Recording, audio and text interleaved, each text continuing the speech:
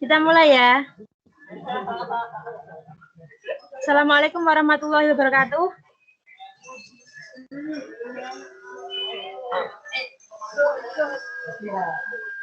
Selamat pagi semuanya. Pagi. Apa kabarnya hari ini? Alhamdulillah baik. Alhamdulillah. Sebelumnya ada yang masih ingat tidak materi makhluk hidup? Coba sebutkan ciri-ciri makhluk hidup.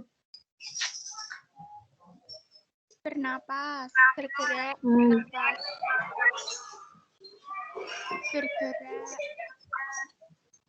Ya. Membutuhkan nutrisi.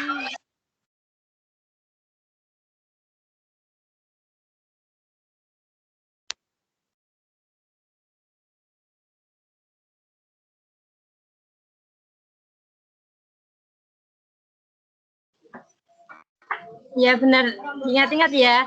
Hari ini kita akan belajar mengenai zat dan perubahannya. Sebelumnya, ada yang tahu kenapa benda bisa berwujud padat, cair, atau gas?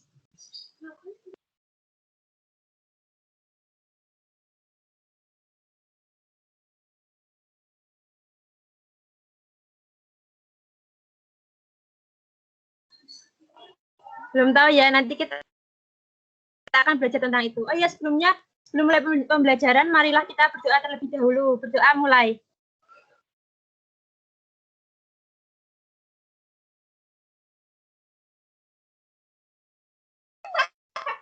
Berdoa selesai. Sebenarnya perubahan zat itu sering kita temui loh di kehidupan sehari-hari. Salah satunya juga diterapkan di industri.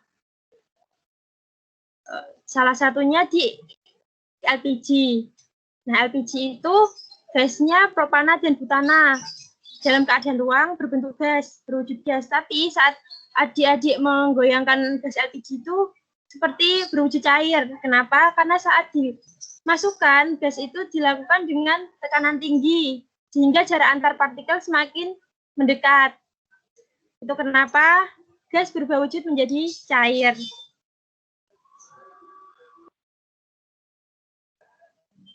Suara saya jelas, adik? Jelas. Oke, bentar ya, share screen dulu.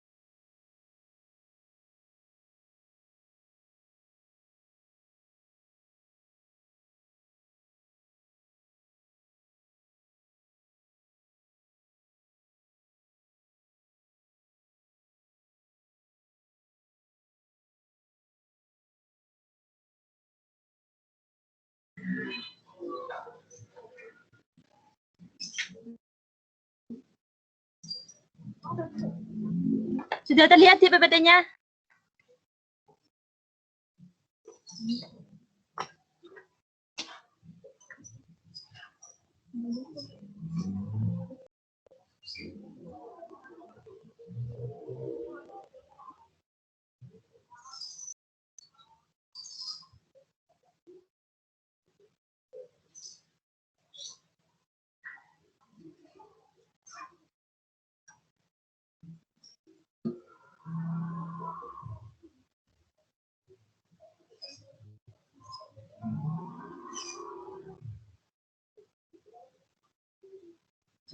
Sudah kelihatan ya?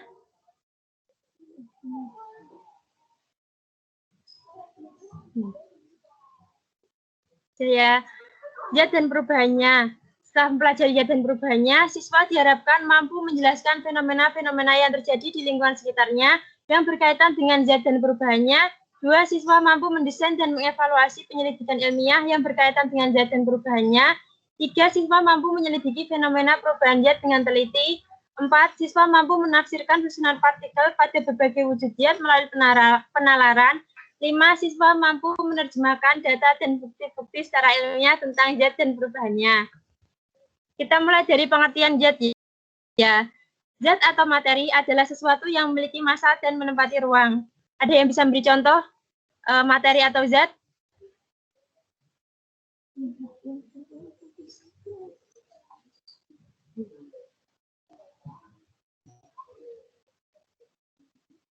Ada yang bisa jawab?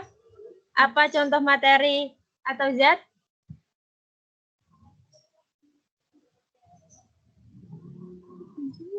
Contoh materi dan zat itu misalnya ya, benda-benda di sekitar kita seperti baju, air, kemudian pakaian, dan lain sebagainya. Nah, jika tidak memenuhi kedua syarat ini, maka tidak bisa dikatakan sebagai materi. Contohnya cahaya. Cahaya tidak memiliki massa, jadi tidak bisa dikatakan sebagai materi. Kemudian jenis-jenis zat. Jenis-jenis zat ada 3, zat berwujud gas, zat berwujud cair, dan zat berwujud padat. Kita mulai dari zat berwujud gas ya. Bentuknya tidak tetap. Ini contohnya asap. Asap ini kan bentuknya tidak tetap. Kalaupun tertiup angin, nanti bentuknya berubah lagi. Dan kalaupun ada wadah di sini, maka bentuknya akan mengikuti wadahnya. Kemudian dapat dimampatkan. Contohnya pada gambar ini contohnya misalnya partikel-partikel ya. Partikel jumlah partikelnya sama antara kiri dan kanan. Tapi yang kanan ini diberi tekanan sehingga jarak antar partikelnya mengecil.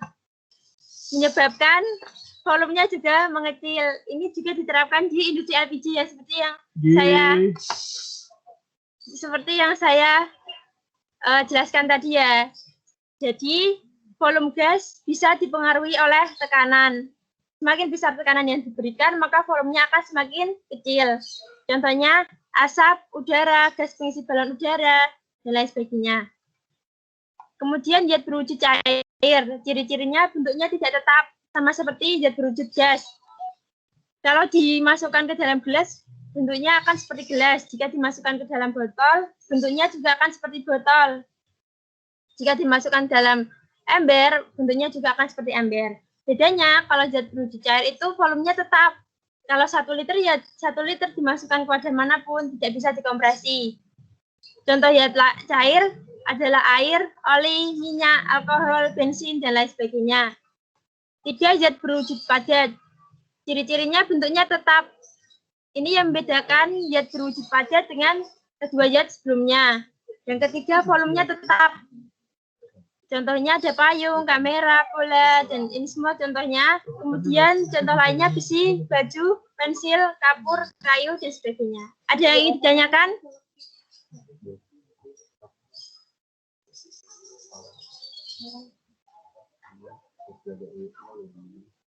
Tidak ada ya, kita lanjut. Mengapa benda dapat berwujud padat, cair, dan gas? Nah, ini wujud zat dipengaruhi oleh jarak antar partikel dan interaksi antar partikel. Jika jarak antar partikelnya dekat, maka interaksi antar partikelnya juga kuat. Sehingga benda ini berwujud padat. Ini kan dekat-dekatan ya, Dik. Jadi interaksinya juga kuat. Kemudian jarak antar partikelnya jika agak renggang, maka interaksinya juga melemah. Sehingga benda berwujud cair. Kemudian Jika jarak antar partikelnya sangat jauh, maka interaksinya juga melemah, sehingga benda berwujud gas. Itu ya. Ibaratnya kalau gas ini hubungannya LDR, jadi jaraknya jauh. Mudah putus gitu loh. Terus tapi padat ini jaraknya dekat, sehingga interaksinya juga kuat. Ada yang ingin ditanyakan?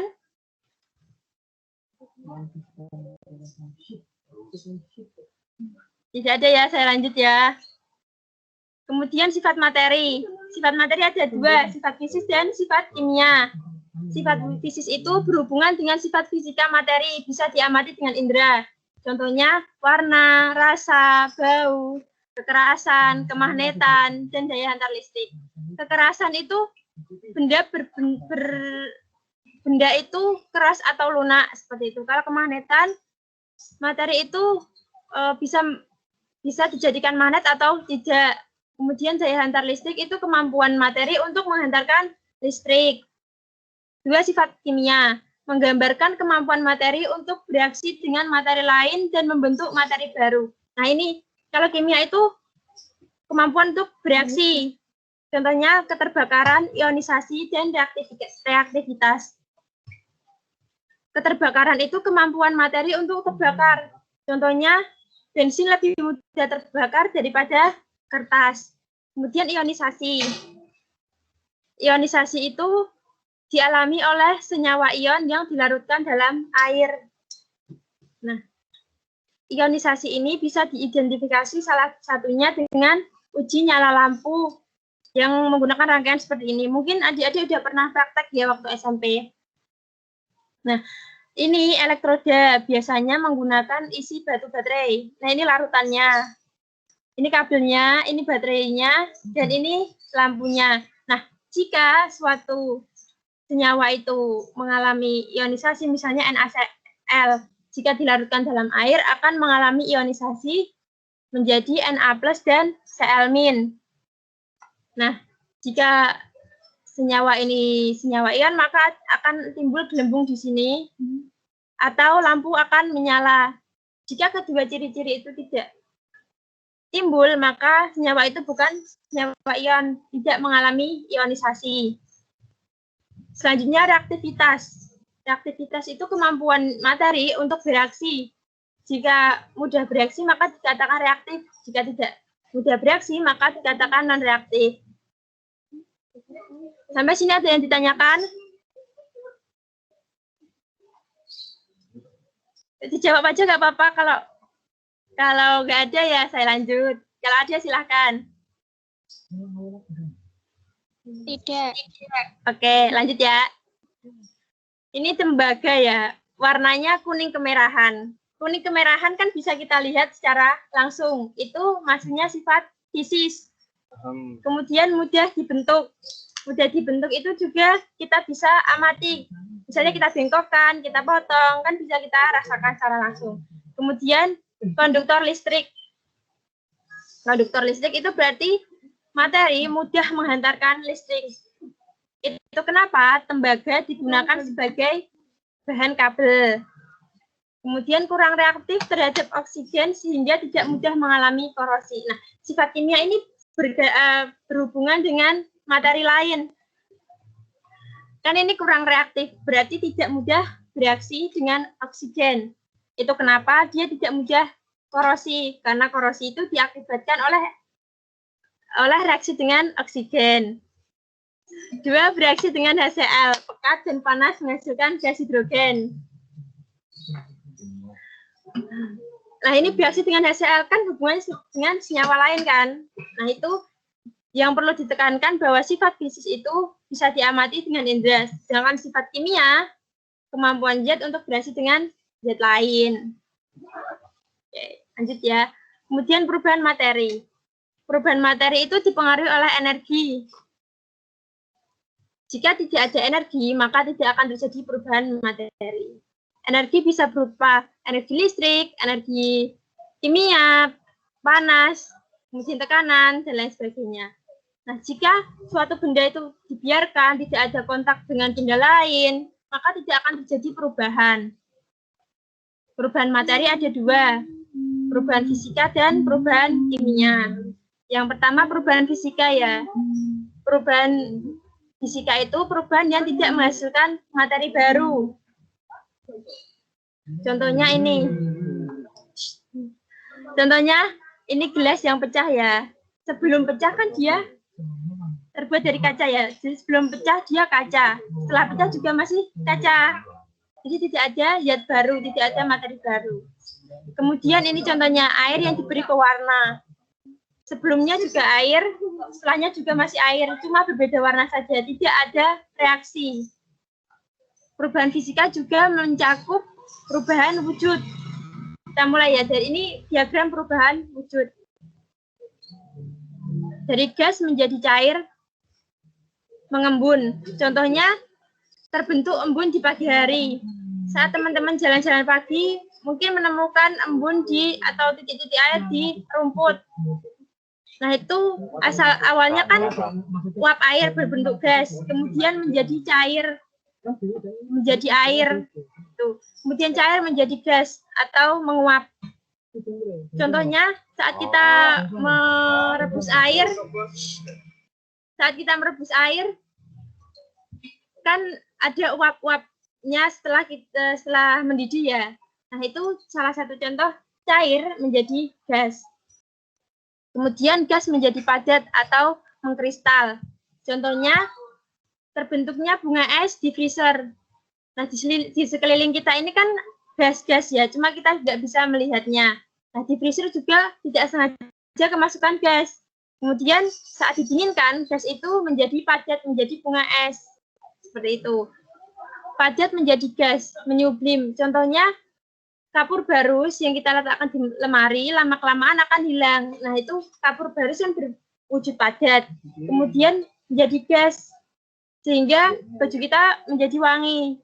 Seperti itu. Kemudian padat menjadi cair atau mencair. Contohnya saat kita memasukkan es batu ke minuman kita, lama-kelamaan es batu itu berubah wujud menjadi cair. Kemudian padat menjadi cair. Kemudian cair menjadi padat atau membeku. Contohnya pembuatan es batu. Air kan berwujud cair. Kemudian menjadi es batu yang berwujud padat. Selanjutnya perubahan kimia. Perubahan yang menghasilkan zat baru. Reaktan dan produk berbeda. Reaktan itu sebelum reaksi dan produk itu setelah reaksi. Biasanya ditandai dengan perubahan warna, menghasilkan gas, menghasilkan endapan, dan mengalami perubahan suhu. Contohnya, ini pada buah apel ini mengalami perubahan warna. Ketika kita mengupas atau memotong buah apel, lama-kelamaan akan berwarna coklat. Hal ini terjadi karena adanya reaksi antara enzim dengan oksigen. Ya, perubahan warna ini berbeda dengan yang ini ya. Kalau ini tidak ada reaksi. Air tetap air, pewarna tetap warna. Tapi kalau ini ada senyawa baru yang berwarna kecoklatan. Kemudian menghasilkan gas. Contohnya ini adonan roti ya. Adonan roti itu dicampur ragi. Ragi bereaksi dengan adonan roti lain membentuk gas karbon dioksida. Gas karbon dioksida itu terperangkap dalam adonan roti sehingga adonannya mengembang. Kemudian menghasilkan endapan. Saat kita merebus air menggunakan panci, lama-kelamaan pancinya itu kadang ada kerak putih di dasarnya. Kenapa? Karena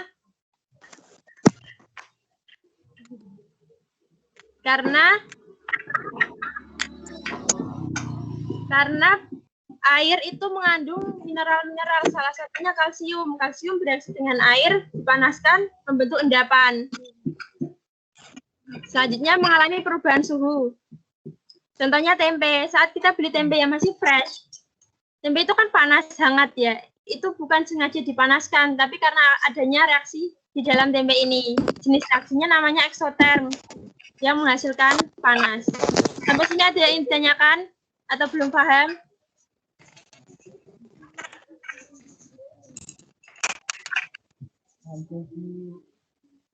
Gimana?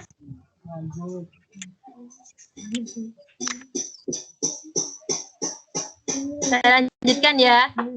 Ini ada quotes of the day. Tidak ada satu ilmu pun yang lebih penting dari ilmu lainnya. Kecerdasan punya Sri Muka oleh Andrea Hirata. Oke.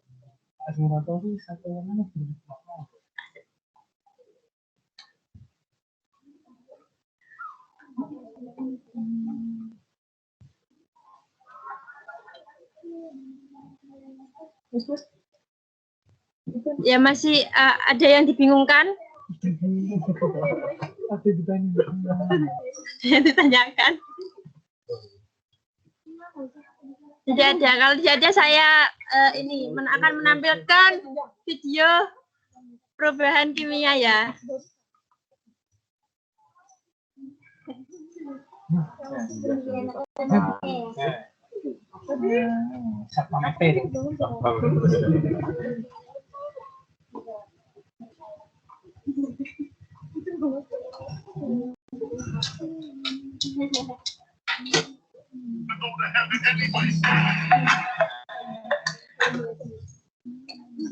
Terdengar nggak Dik suaranya?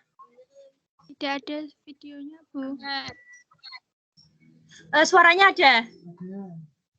Tadi? Ada. Ada, oke. Sip. Ini perubahan kimia ya.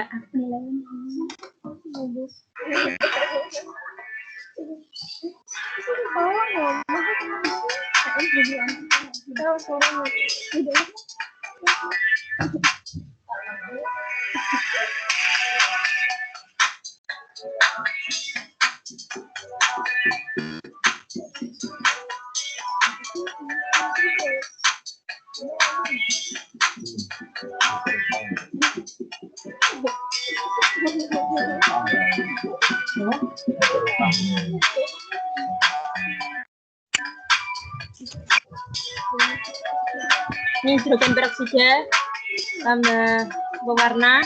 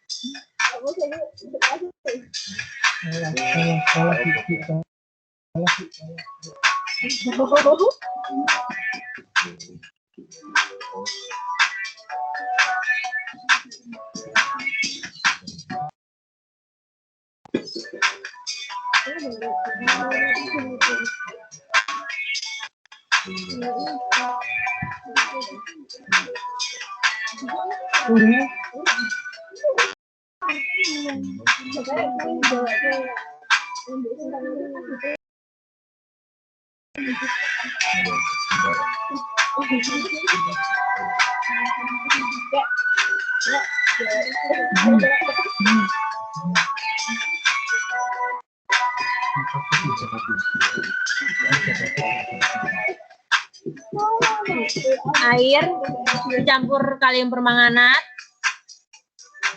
dicampur air sabun,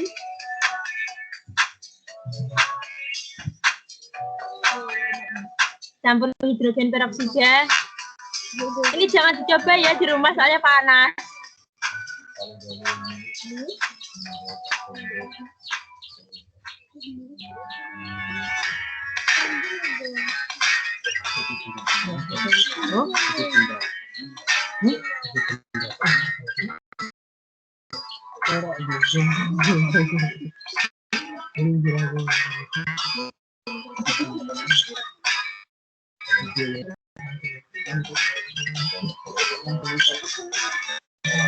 Nah, ini reaksi yang terjadi. Ini berarti kan membentuk zat baru ya. Asalnya awalnya kan ini. Jadi ini reaktan, ini produk.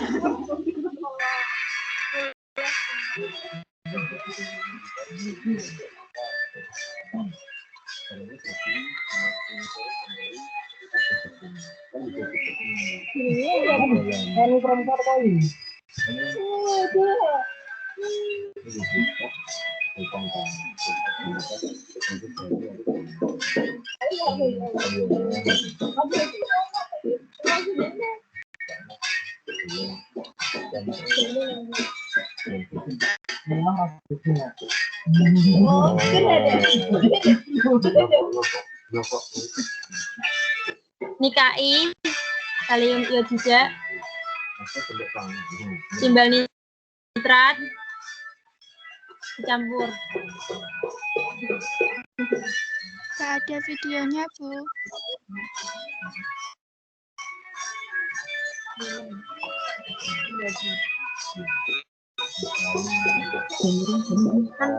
Awalnya larutannya tadi sama-sama putih ya, kemudian masih campur jadi kuning.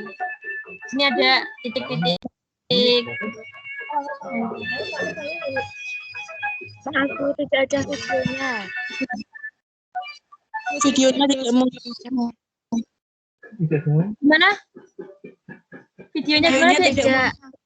Videonya. Tidak muncul. Tidak muncul.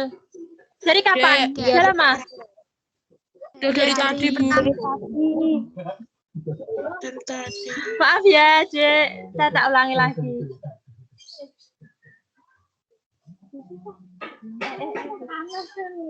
Panas. Firman. Firman. Adi Firmansyah. Oh iya.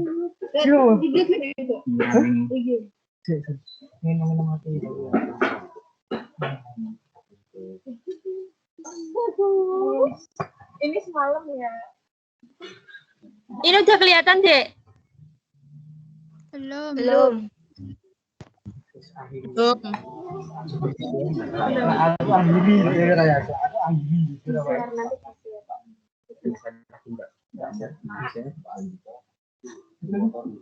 Gue mau tunggu mobil.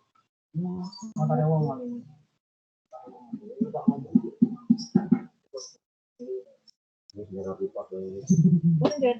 Kalau ini kelihatan nggak? Enggak. Gimana? Belum.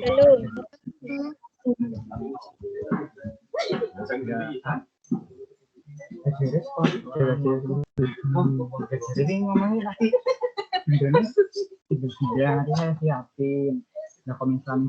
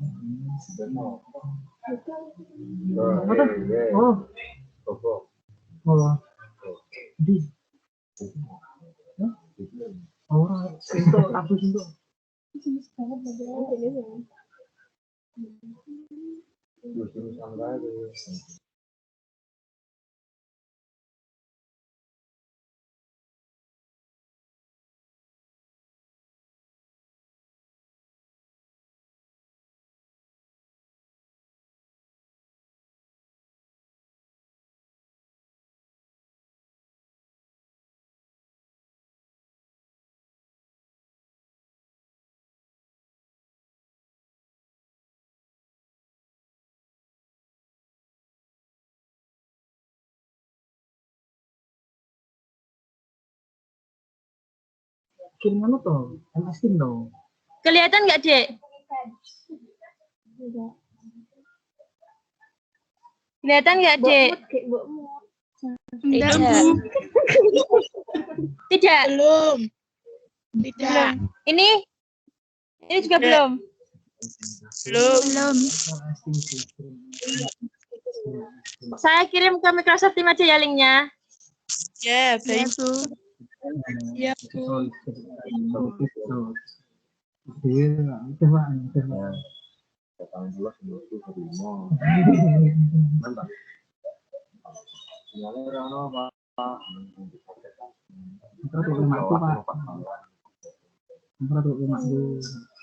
Itu lu di sini itu. Ahora tuh pakai nama aku mah.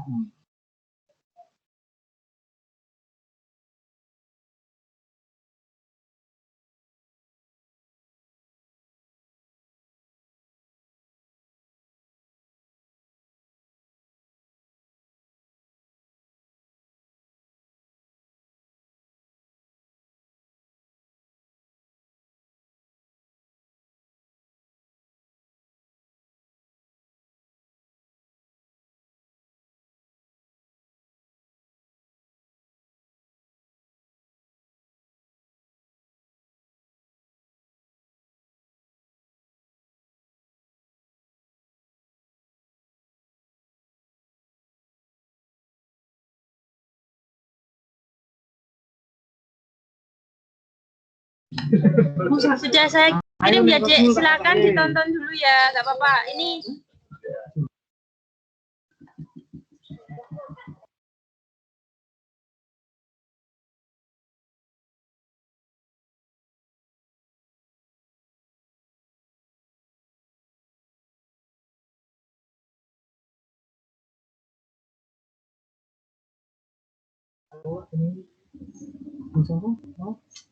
Nah, sekarang saya tanya, kalau misalnya kayu dibakar, kan jadi arang. Itu perubahan fisika atau kimia? Fisika. Ya, silakan dijawab. Fisika, karena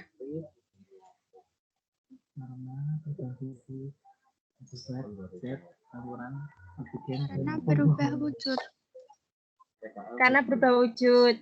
Ya, jadi ada yang ingin menambahkan atau tidak setuju? Atau ada yang setuju, nggak apa-apa. Silakan, saya setuju gitu.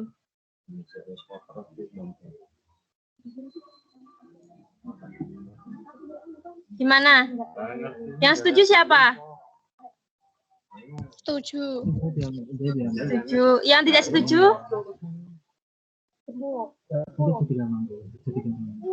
Setuju, Bu, setuju. Setuju semua ya. Jadi sebenarnya kayu dibakar itu mengalami perubahan kimia. Kenapa? Karena pas dibakar itu juga menghasilkan gas asap itu loh. Nah itu jadi dia membentuk materi baru. Seperti itu ya. Walaupun dia berubah wujud, tapi dia juga mengalami perubahan membentuk materi baru. Seperti itu. Nah, contoh lagi, misalnya saya melarutkan gula di air, itu perubahan fisika atau kimia?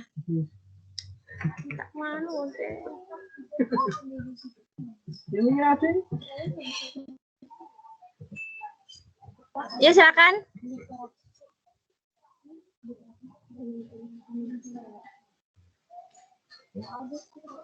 Perubahan fisika ya, karena tidak terjadi perubahan materi. Ada yang ingin ditanyakan?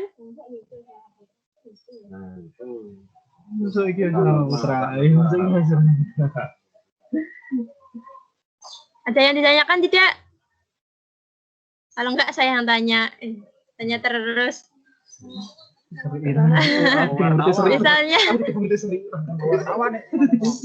Misalnya ada ini susu ya dibuka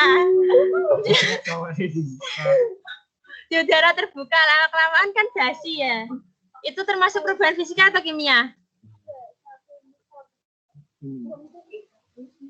Ya, dijawab silakan, nanti dapat poin. Kimia. Ya, betul. Kenapa? Karena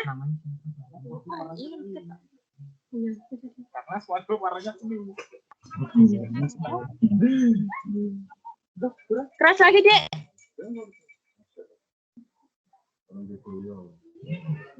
Keras lagi, nggak kedengeran.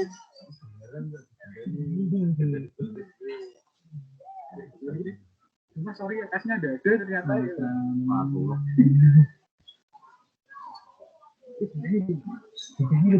Ya, jadi perubahan kimia ya, karena membentuk materi baru. Jadi ada reaksi antara susu dengan bakteri, seperti itu.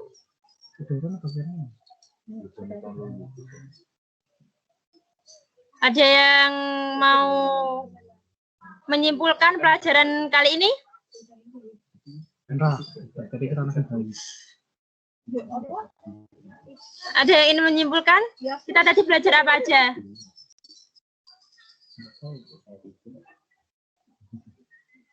Tadi materi apa pengertiannya?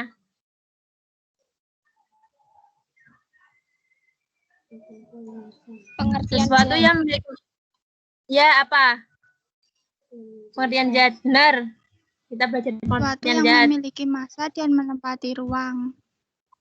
Ya, betul.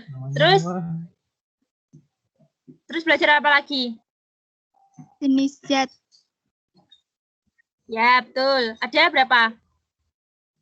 Ada 3. Ya, apa saja? Zat berwujud gas, zat berwujud cair, zat berwujud padat. Nah, betul sekali. Kemudian belajar apa lagi? Sifat Sifat zat zat. ada?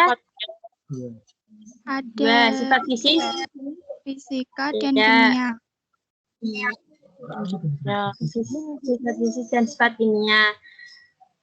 Bedanya apa sifat fisik sama sifat kimia? Sifat fisik berhubungan dengan perubahan fisika zat tersebut, Sifat sedangkan fisik kimia dengan kemampuan Sifat kimia membentuk suatu zat baru. Nah, betul. Kemudian belajar apa lagi? Perubahan materi. Ada? Perubahan Dua. Yang pertama? perubahan fisika dan perubahan kimia. Ya. Perubahan fisika itu tidak membentuk materi baru. Kalau perubahan kimia Membentuk materi baru. ya, betul.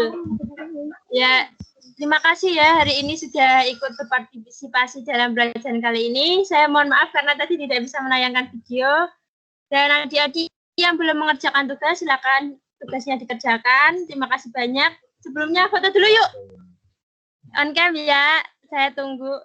Yang belum siap-siap silakan siap-siap. Yang belum yoi silakan cari cahaya ilahi ya.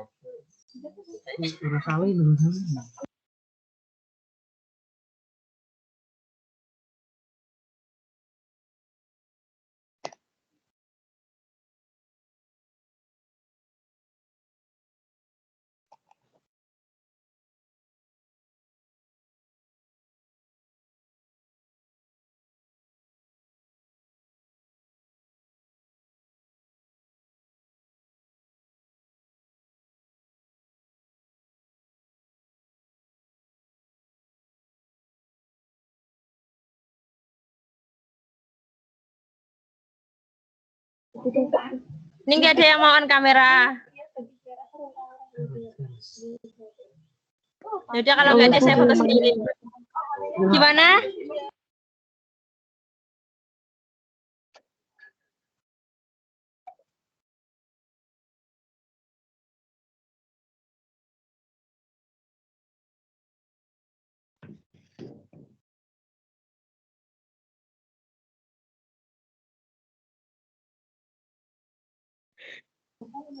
Nggak ada yang on cam nih.